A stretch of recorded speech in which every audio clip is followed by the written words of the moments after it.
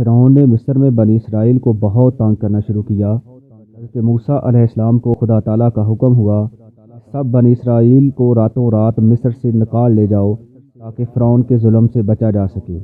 موسیٰ علیہ السلام نے اللہ کے حکم کی تعمیر کی۔ جب دریائے نیل پر پہنچے تو رستہ بھول گئے۔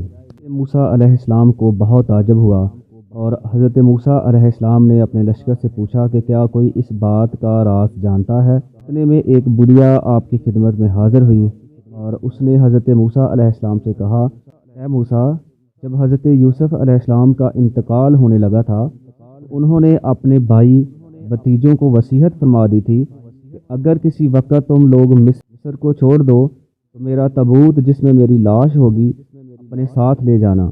جب تک تم وہ تابوت اپنے ساتھ نہ لے جاؤ گے راستہ نہیں ملے گا۔ حضرت موسیٰ علیہ السلام نے پوچھا کہ حضرت یوسف علیہ السلام کا تابوت کہاں ہے؟ اس پر بڑھیا نے جواب دیا کہ مجھے پتہ ہے حضرت یوسف علیہ السلام کا تابوت کہاں ہے، لیکن میں آپ کو نہیں بتاؤں گی۔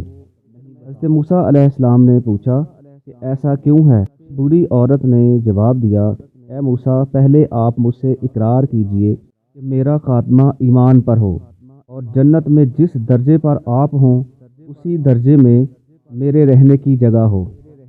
آپ نے اللہ سے عرض کی، اے اللہ، یہ بات تو میرے اختیار کی نہیں ہے۔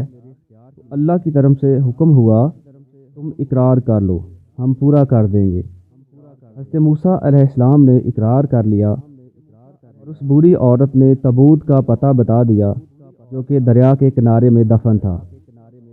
اس تابوت کو نکالتے ہی رستہ مل گیا۔